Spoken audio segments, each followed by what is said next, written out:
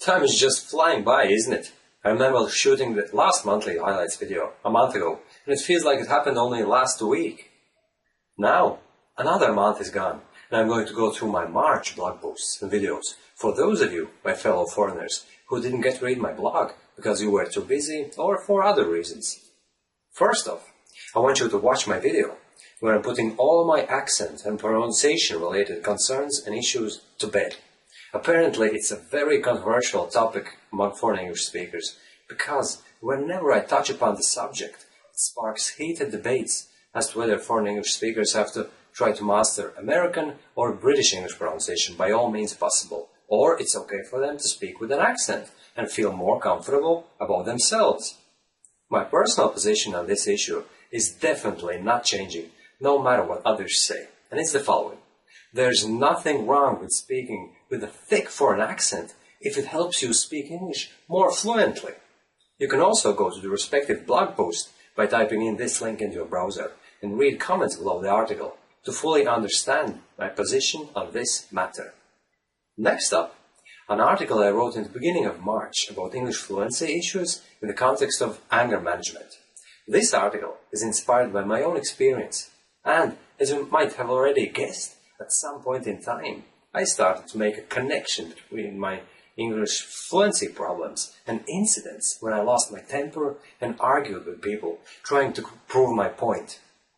If you have similar problems, you should definitely read this article, and you are sure to find useful advice on managing situations when you can't seem to control yourself, and as a result, you lose the ability to speak in English properly. Another subject I've touched upon in the month of March is the nature of human mind in the context of English learning. To be more precise, it's about mental associations, past experience, contextual learning, and the importance of it all when it comes to spoken English performance. It may sound too scientific, but don't be put off by the first impression. Give it a shot and read the following 2 articles. 4 pieces of evidence that past experience, context, and mental associations is everything when it comes to spoken English. And the second article, more proof that context and associations play a crucial role when it comes to spoken English performance. I wrote these 2 articles with one goal in mind, to raise awareness of the fact that speaking in English is about so much more than just acquiring information and then releasing it at the proper moments.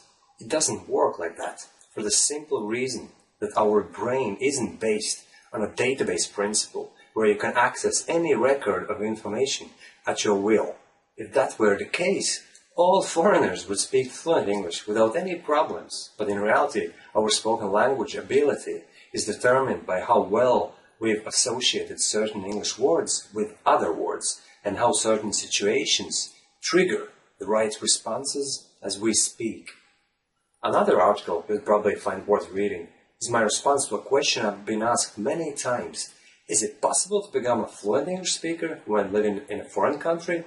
I'm not going to give you any clues right now as to what my conclusion on this question is, so you'd better read it, especially if you're one of those foreigners living in a foreign country and thinking if it's worth improving your spoken English where there aren't many opportunities to meet other English speakers. But now, let me ask you a question. Have you heard of the concept of repetition in terms of English improvement? If you've been following my blog for a while, most likely you've encountered it a few times, especially when I described that the English Harmony System 2.0 is based on the spaced repetition principle. To dispel any doubts you may still be having in relation to this approach in improving English, please read this article and you'll see that the repetition happens all the time in real-life conversations. But if you are often having doubts over your English communication ability, here's the article you just have to read. The 3 effective communication rules mentioned there are quite simple and straightforward. But then it's often the case that the simplest things in life are the most effective ones. Basically, what I'm saying in that article is that on many occasions we foreigners don't really know what we want to say, and we mistakenly assume that it's our lack of English fluency that prevents us from communicating effectively. In reality, a little bit of preparation goes a long way, but you always have the alternative to admit that you don't have an opinion on that matter instead of forcing yourself to say something just for the sake of saying it. On the finishing note, here's an article where you can read how to perform a very simple research on Google in order to find out how certain things are said in English. It's very simple and very effective. Read it and implement that method whenever you're in doubt over your word choice, when you say certain phrases and expressions in English. Alright, this was the March Monthly Highlights video, and I hope you'll enjoy reading my articles. Remember, even if you implement one piece of advice from it all, it will still make some difference to your English fluency. Thanks for watching me, and see you. Bye!